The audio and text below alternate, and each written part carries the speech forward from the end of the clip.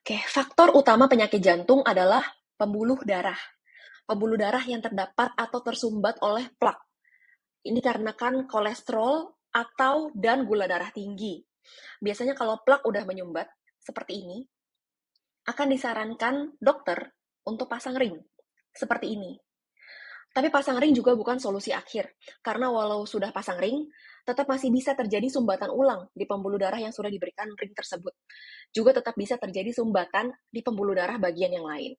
Maka itu pembuluh darah harus selalu dijaga. Lalu pembuluh darah kaku, ini bisa menjadikan aliran darah ke organ-organ tubuh tuh nggak lancar, sehingga bisa mengganggu fungsi organ, terutama jantung. Selain kaku, pembuluh darah juga bisa menyempit. Nah, jika sudah ada gangguan dengan pembuluh darah yang meresikokan jantung seperti ini, biasanya penderita akan merasakan gejala penyakit jantung. Seperti ini gejala-gejalanya. Ini bisa di-pause dulu dan dibaca detailnya ya Bapak Ibu. Nah, dari gejala-gejala ini, kita udah bisa menyimpulkan bahwa ada potensi penyakit jantung yang harus segera ditangani. Jika nggak segera diatasi, maka bisa berisiko komplikasi. Nah, ini komplikasi umumnya. Dari gagal jantung, serangan jantung, henti jantung, penyakit jantung koroner, penyakit arteri perifer, dan juga stroke. Dan semua komplikasi ini berisiko kematian, jadi harus segera ditangani. Oke, penyakit kardiovaskular ini disebabkan oleh pola hidup yang buruk, yang menyebabkan penyakit metabolik.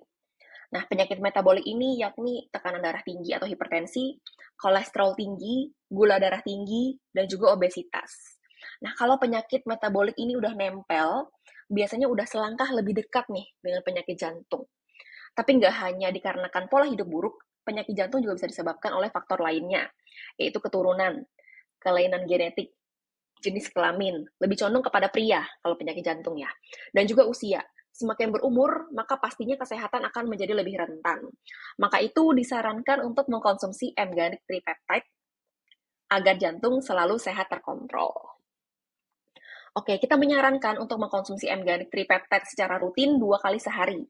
Nah, ini bisa memberikan dampak perbaikan atau peningkatan kesehatan jantung yang bisa dinilai dari dampak langsungnya, yaitu kadar kolesterol LDL turun dan sehat, kadar trigliserida turun dan sehat, hipertensi atau darah tinggi turun dan sehat, metabolisme tubuh meningkat, aliran darah lebih lancar, dan gejala-gejala penyakit jantung yang dirasa itu bisa mereda atau hilang, yang memberikan dampak jangka panjang, yaitu terbebas dari komplikasi jantung, peningkatan fungsi dan kesehatan jantung, tubuh yang lebih fit dan bugar.